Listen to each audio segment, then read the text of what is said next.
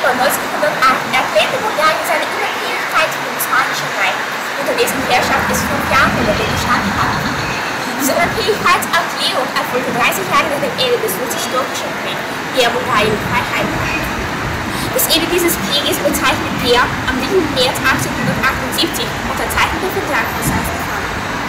Laut des Berliner Vertrags aber blieb Bulgarien noch ein Vassallenstaat des Osmanischen Reichs. Das verursachte schwere ökonomische, politische und diplomatische Beschränkungen, wie zum Beispiel Steuerzahlungen, kein Recht auf Außenministerium, Armee, Flotte und Freihandel mit den anderen Ländern. Priorität der bulgarischen Regierung bis 1908 war diese Beschränkungen abzuschaffen. Zu dem Anfang des 20. Jahrhunderts gab es Spannungen zwischen den europäischen Großmächten. Zu dieser Zeit beschäftigten sie sich mit der Marokko-Krise und die Annexion Bosniens durch Österreich-Ungarn. Das Osmanische Reich war seinerseits in der Mitte von einem innenpolitischen Aufstand. Im September 1908 sah die bulgarische Regierung darin die Möglichkeit, die Unabhängigkeit Bulgariens zu proklamierten. Nach Russland aber sollten die bulgarischen Diplomaten auf das Übertreten des Berliner Vertrags und die Annexion warten. Natürlich gefiel das alles dem Osmanischen Reich nicht und es entschied sich bald, sich auf einen Krieg vorzubereiten. Auf diese Bedrohung antwortete Bulgarien mit Mobilmachung. Ein solcher Krieg war aber für die Großmächte überhaupt nicht günstig. Deshalb kam es am Ende zu einer diplomatischen Erklärung der bulgarischen Unabhängigkeit. Da Russland keine Konfrontationen auf dem Balkan wollte, half es Bulgarien, seine Unabhängigkeit zu bekommen, wobei es die Reparationsschulden des Osmanischen Reichs erließ. So, am 22. September 1908 wurde Fürst Ferdinand I. in der Kirche Svetitschtiry-Samocenici in der alten bulgarischen Hauptstadt Veliko Tърново zum Zar ausgerufen. Im März 1909 erkannte auch die europäische Regierung das unabhängige Zarenreich. So, am 22. September 1908 wurde Fürst Ferdinand I. in der Kirche Svetitschtiry-Samocenici. Das bulgarische Volk für die Neuordnung seines schönen Landes und aus ihm ein gleichberechtigtes Mitglied in der Familie der zivilisierten Völker. Immer friedlich, die Bulgaren sehnen nach kulturellem und ökonomischem Aufstieg. In Bezug zu dies soll nichts Bulgarien auf dem Weg stehen, nichts soll seine Prosperität stören. Das ist der Wunsch unseres Volks, das ist sein Wille. Begeistert von dieser heiligen Tat auf die staatliche Not zu antworten und mit dem Segen des Allmächtigen erkläre ich, dass am 6. September 1885 feinte Bulgarien für ein unabhängiges Reich und glaube, dass dieser Akt die Zustimmung der Großmächte und das Mitleid der restlichen Welt finden wird. Lebe das freie und unabhängige Bulgarien. Lebe Bulgarien.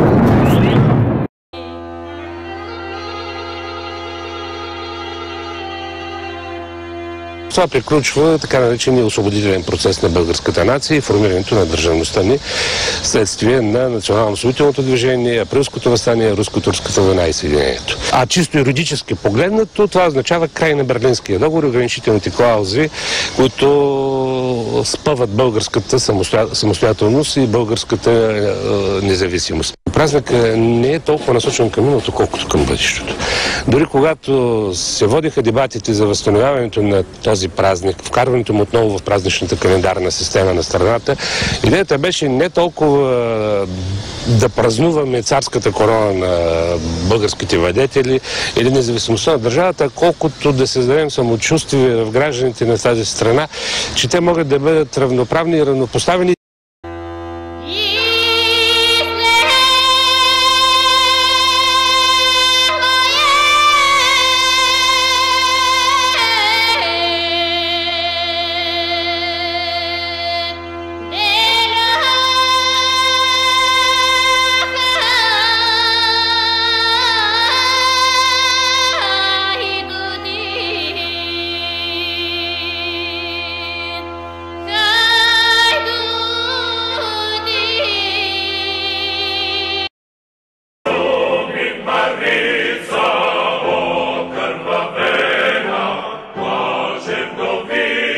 Света е в силна зависимост от редица фактори. началото на 90-те години света стана еднополярен. Но след средата на 21 век, първото десетилетие на 21 век, света постепенно преминава към многополюсен свят, но все още не е достатъчно многополюсен. И от тук, независима ли е България? Член ли сме на Европейския съюз? Европейския съюз независим ли е? Абсолютно зависим. От кого е зависим? От Съединените американски щати.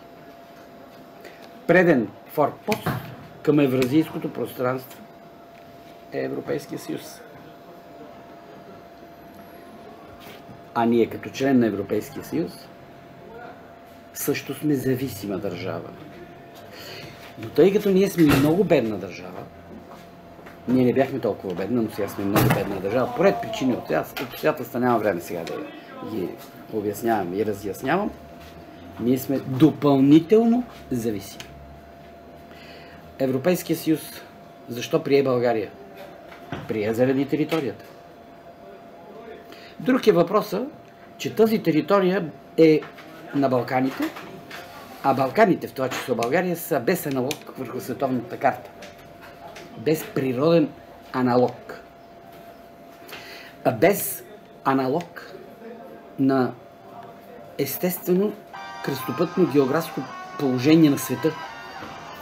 Към този полюс или към тази обобщена точка Балканския полуостров, ако поставим още две обобщени точки, Близкият изток и Украйна, става един стратегически триъгълник, световен геополитически, в който всички са зависими.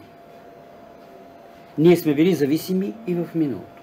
Само че върху нашата територия са искали да градат. Разбира се, за други цели и интереси. Днес върху нашата територия не се гради. И не искат да градат. Нямат интерес. Имат интерес от територията на държавата и от мижаво, не мога да кажа живуркане даже, на българският народ. Затова са и тези събития, които стават и в България. За съжаление, света е в един контролируем хаос, България е в един, може би, контролируем хаос. Това го показват и събитията вътре в страната, и комуникацията между политиците, защото държавници нямаме. И разбира се, това, което става на площадите и това, което е много, много тъжно, което става на масата в домовете на хората, която е празна толкова, колкото може би и тази маса. Сложни събития, но ние сме зависима държава и то много. Има ли